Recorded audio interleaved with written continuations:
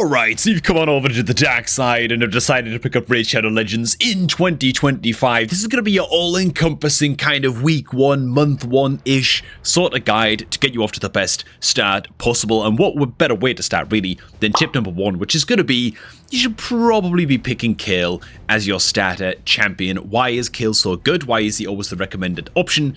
Well, because he's about as strong as all the other champs in every other way, except for the fact that he has the added benefit of having poisons in his kit. Poisons deal percentage health damage, which is particularly powerful against big tanky boss enemies, particularly the Demon Lord clan boss, which you might not know what that is right now, but believe me, you will, and Kayle is going to get you off to a great start in the early game as a result of that. It's not the end of the world if you don't pick Kayle, you can still get by just fine. It just means that you'll have to build out a different poison champion to help you out, specifically into Demon Lord clan boss when that challenge begins to come up. Tip number two, and this one I would consider to be an absolute must, is make sure that when you start off your raid account, you start your raid account using a beginner promo link. That is exactly what I've done right here, using this little example account to get my hands on a free starter legendary champion. And it's not just going to give me one legendary champion, oh no, it's going to be all kinds of free resources and 3 additional epic champions as I level up my account, and they are all completely for free. Use the beginner promo link. You can use my beginner promo link down below at the top of the video description box. All you gotta do is click on the son of a gun and use that beginner link to create your new raid account. And as soon as you are done with the raid tutorial and you kickstart your new account, you should have Kerato Fox Hunter waiting for you in your in-game inbox. So that's really first things first. If you haven't used a beginner link to start off your raid account, I highly recommend it. It's so much free stuff, and Kerato is one of those legendaries that's kind of just good everywhere in the game. He's going to help you out everywhere with a triple hitter on his A1 with a chance to place weaken. Great debuff against most bosses in the game. He brings a little bit of wave control with a stun on his A2. He brings an attack all enemies skill as well on his A3. He's just all around a great egg. The next thing you want to do in your account right away is, once you've used a beginner promo link, you can then use a beginner promo code. Just head into your promo codes menu and you can go ahead and input either good old code Monkey King to get your hands on a free legendary Sun Wukong, which I'll go ahead and use this one right now, and that is again another champ that's going to pop up in our inbox and just get us off to a double legendary start on our account. Another code you can put in instead if Monkey King is expired at the time that you're watching this video, because these things kind of change around a little bit. Free Frog is another great promo code to get you started. Again, these are beginner codes, and so you've only really got, like, I think it's 24 hours to use them on your new raid account, and before your account hits level 15 as well, which is going to happen very quickly too. So really make sure that this is the first thing that you do once you actually get through the tutorial on your new account, man. Get one of these beginner promo codes used before they are no longer usable on your account. And so now your account is all set up and ready to rock and roll. What should your first objectives be, as I just switch on over to my own free-to-play account here real quick to show off the rest of these demonstrations? Well, the very first thing you want to do is, doesn't really matter what starting champion you picked, that starting champion, in this case we've got Kayle on screen, is going to be your very first level 60 champion. And that's going to be your first objective really, is getting your starter champion leveled up to 60 as quickly as possible. And this is because you want to be using your starting champion as your campaign farmer. What does that mean? It means that you want to go ahead and progress through all of your campaign stages as far as you can into the campaign using your starter champion to solo their way through all of these stages. And the idea is to get all the way up to brutal difficulty, which is just behind my camera right now. But you start off on normal, you're going down to hard. Your goal is to be able to farm or solo farm with your campaign farmer all the way up to stage 12 on the campaign map. That's going to be like your very first mission in terms of progression on your account, and your starter champion should be able to get the job done. Now, the reason this is so important is because you want to be farming campaign 12 stage 3 to maximize the amount of experience that you are getting and the amount of silver that you are earning from selling the drops, right? From selling the artifact shields that drop on 12.3 in your campaign. And so you'll be earning a lot of silver, and you'll be farming up new champions and leveling up new champions very quickly and efficiently once your campaign farmer is able to solo those stages. Now, that said, on my free-to-play account, I actually have my Sun Wukong set up as my campaign farmer. you don't have to do this. In fact, I'd recommend that you probably don't. It's generally just much easier to build out your starter champion because they're a rare champion rather than trying to fully build out a legendary. It can be a little bit more annoying due to the quality of skill books that a legendary champ requires, but this is the decision that I made on my free-to-play account. I regret it. I wish I'd used the Kale instead as the campaign farmer. But what I will say is that you also want to do what I've done right here on my Sun Wukong, which is take your lifesteal gear that you are getting for free as you log in, right? You're going to get like one new piece of lifesteal gear every day as you log in on your new account. It's just like a free reward. You want to take that lifesteal gear and put that on your starter champion and upgrade it at least to rank 12, potentially all the way up to 16. The lifesteal gear is what's going to allow your campaign farmer, in my case, Sun Wukong, in this example, to actually farm campaign and not die as they get the job done, right? It's going to give them the healing that they need to, solo campaign like a professional. Now, as you are progressing through campaign and you're leveling up your starter champion and you're getting them all the way up to 60 and getting them in that lifesteal gear, also make sure to not neglect your missions. So just beside my webcam down here in the bottom left of the screen, there is going to be a missions button on your screen. If I go ahead and hit this missions button, you're going to see you have all kinds of missions in a huge rewards track with a ton of just unique objectives for each individual mission along this track. I'd highly recommend that you go ahead and take care of these as you are leveling up your starter champion. These missions are just going to introduce you to a lot of different areas of the game, a lot of different challenges in the game that you might want to look at, and just getting general, some general progression along your missions rewards track as you are leveling up your starter champion can only be a good thing. And then, this is going to introduce you to a lot of other elements of the game. But don't get too distracted. Again, remember that just getting your starter champion up to level 60 is the most important thing, and everything is going to get easier after that. You can also check in on your challenges as well. There's also a challenges button down here nearby the missions button where there's all kinds of dungeon challenges, arena challenges, challenges for leveling up and ranking up certain champion types, all those kinds of things. Make sure that, again, you go ahead and visit these. But once again, try not to lose sight of progressing campaign. Now, as you eventually earn your way through campaign, getting 3 stars on each of the stages as you progress, and you get 3 stars by clearing a campaign stage by basically just soloing it with your starter champion, you're going to unlock all kinds of rewards along a little rewards track right here for 3-starring campaign, right? For getting 3 stars on all of the campaign stages. And there's going to be a missions rewards track for hard difficulty campaign, for normal difficulty, for brutal, etc. And so you're going to earn a crap load of free stuff just by getting 3 stars across all of these campaign stages. Now, how do you want to be spending the gems in specific? This is one that can kind of trip new players up a little bit. You're going to be getting all of these gems. How do you want to be spending these gems? Well, I'd highly recommend that if we head on back to our Bastion all up and over here, that you spend all of your starter gems. You're going to be getting a lot in the first few weeks of your account. Spend them all on upgrading the gem mine building. This is going to give you some passive income. It's going to be 15 gems a day. All you're going to do is log in every day, click on your gem mine building, and boom, you just get yourself some free gems. Now, it takes a while for the gem mine to eventually sort of pay itself back, but if you're planning on playing this game for any amount of time that's even approaching moderate, then it's eventually going to pay for itself and is going to become so worth it over time. So I'd recommend putting all of your starter gems into buying all 3 level upgrades into your gem mine building. If you've got your gem mine building fully upgraded, you can then spend the next 800 gems that you get on your campaign farmer champions masteries, right? So we've got the Kale right here. Of course, I'm not using Kale as my campaign farmer on this free-to-play account.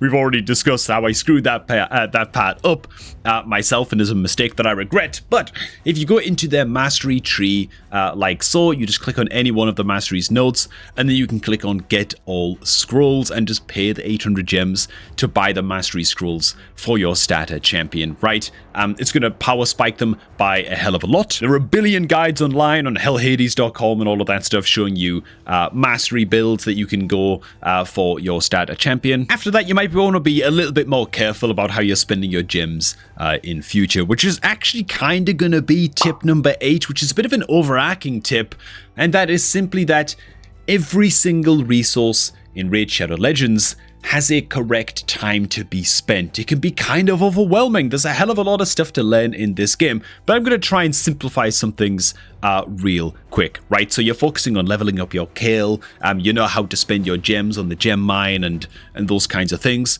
That's all great. What about the other stuff? So first of all, and the easiest to misuse resource in Raid for new players is going to be your shards. Honestly, my advice, ignore pulling shards, man. Just forget all about it, okay? You might see this, go ancient shards, man. Maybe now is a good time to pull because I get an extra legendary chance. So I've got like 19 ancients here. Maybe now is a good time to pull. Except if you then go ahead and check the actual odds for pulling a legendary from an ancient shard, while that's the current event. Yes, it's it's a chance to get double legendaries. Only if you pull a bloody legendary though, which you're gonna need to pull like, I don't know, 100, 150, 200 ancient shards or something in order to hit a single legendary with 0.5% odds. It's just not great. My advice, ignore pulling shards completely as a new player. For at least the first 30 days of your account, maybe even first 60 days of your account.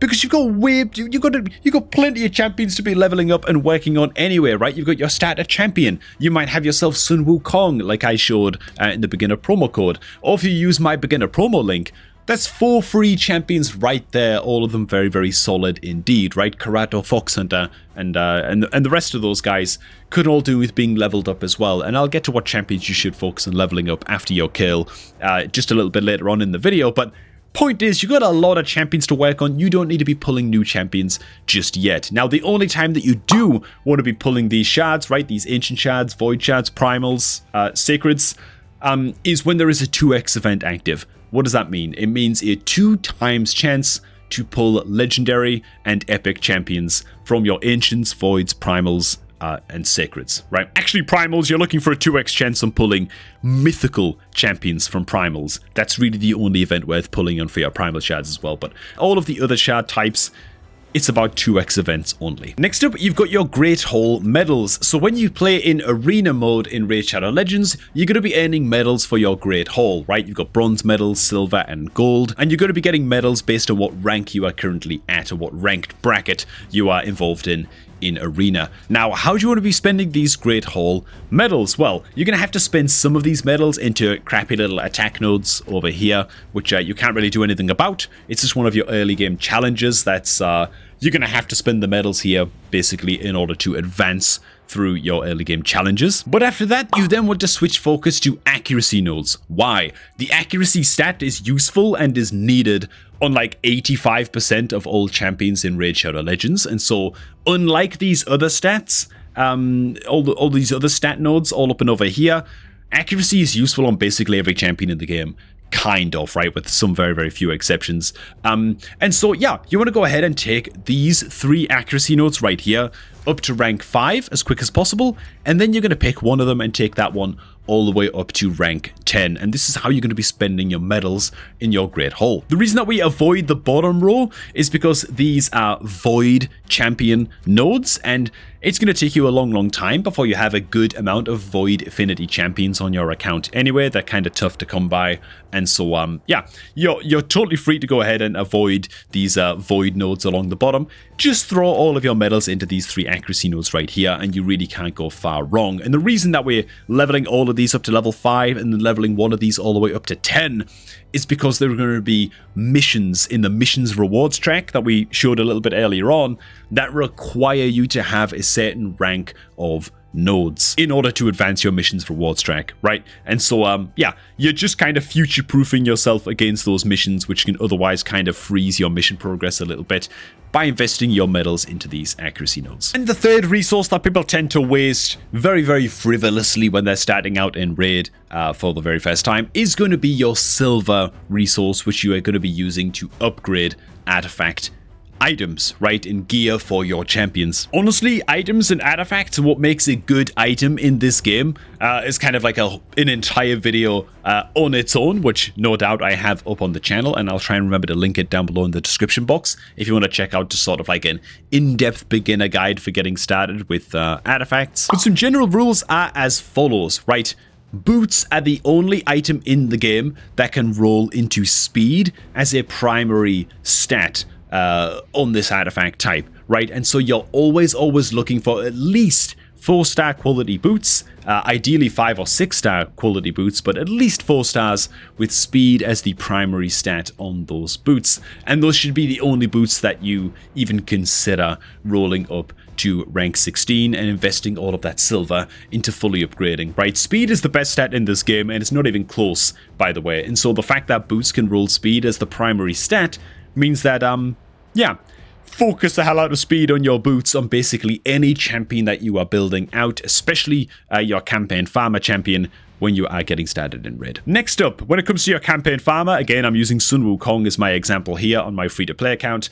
You want to be using crit rate main stat gauntlets. There is a lot of variance in what the main stat can be on your gloves, right? Crit rate, crit damage, defense percentage, flat HP, that kind of thing. We'll get to flat stats in just a little bit, but when you're just getting started in raid, you really want to push your damage dealer and your campaign farmer in particular. So for you, it's probably going to be your kill.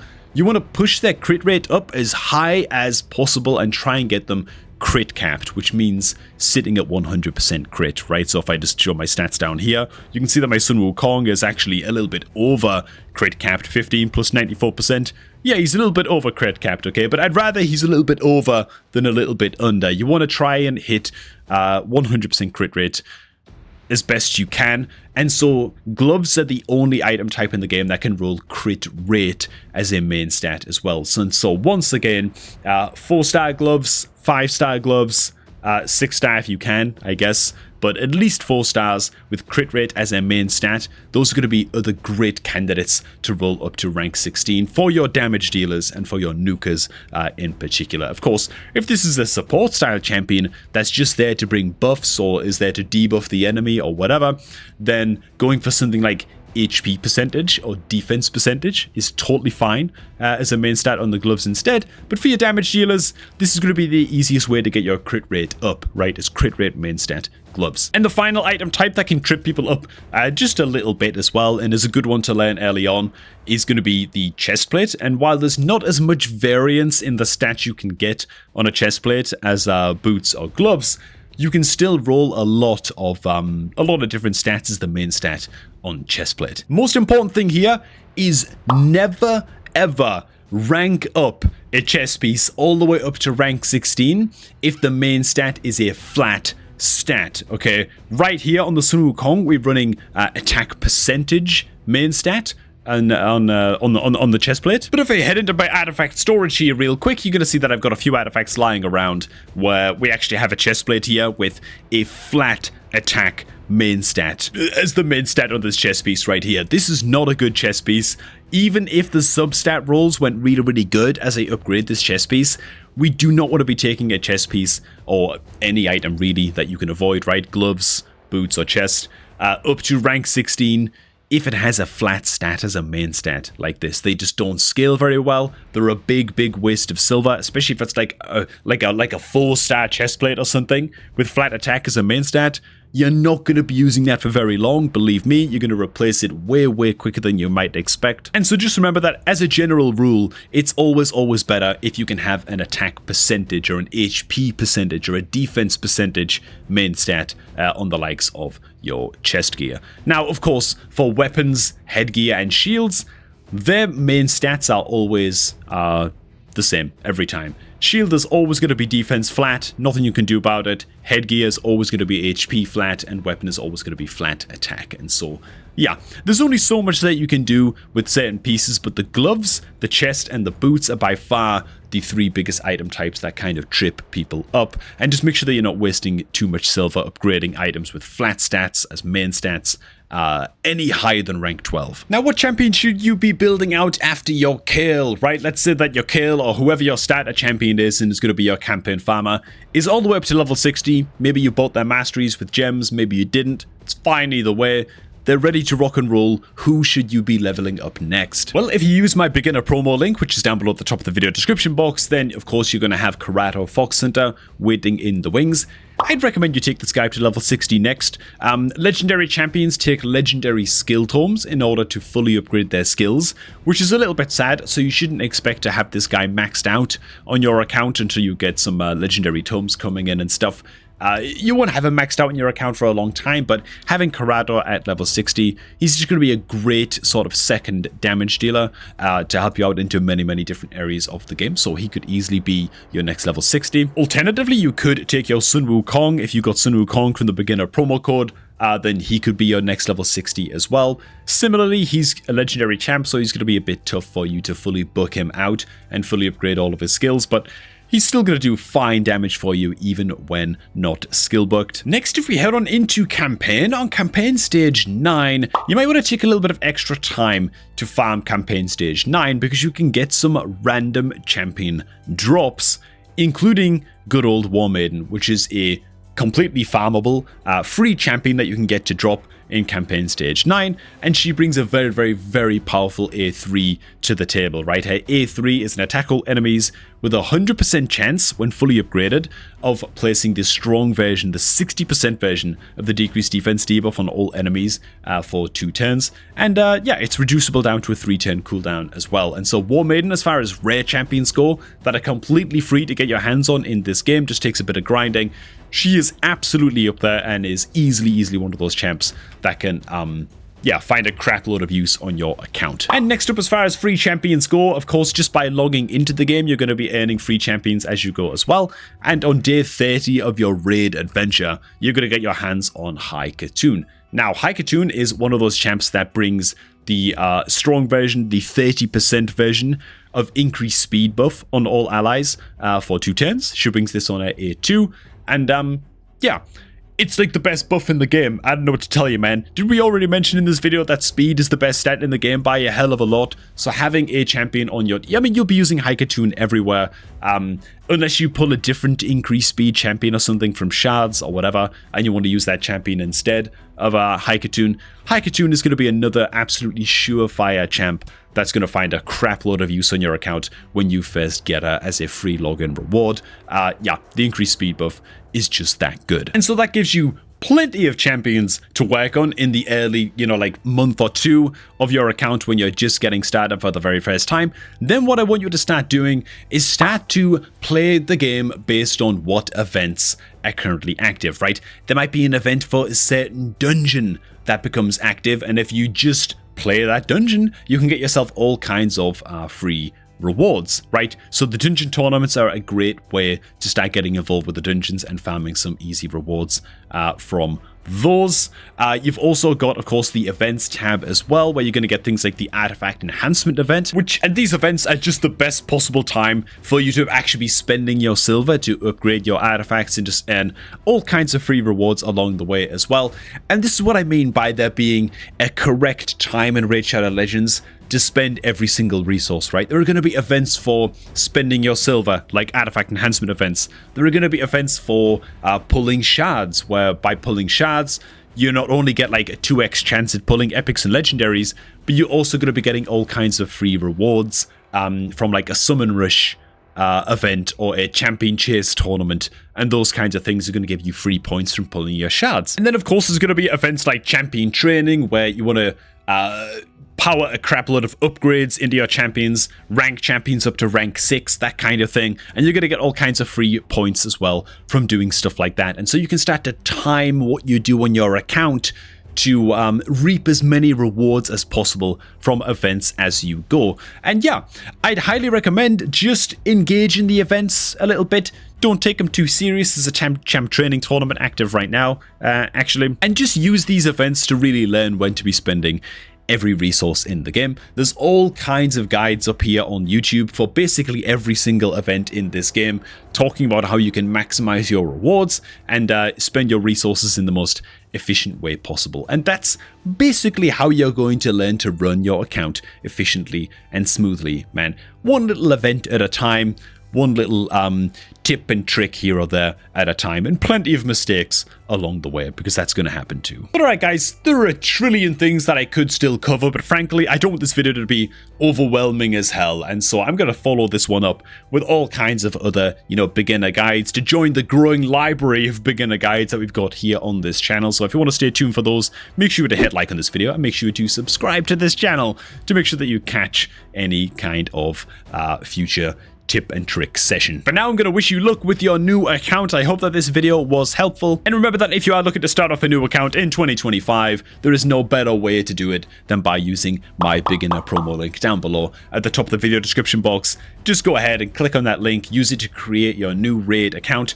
And then as soon as you're done with the tutorial, a free legendary in the form of Corrado Fox Hunter is going to be waiting for you in your inbox. It really is the best way to start off a new raid account. Alright, thanks for watching guys, hope you guys did enjoy this one, and I'm going to catch all of y'all just a year later.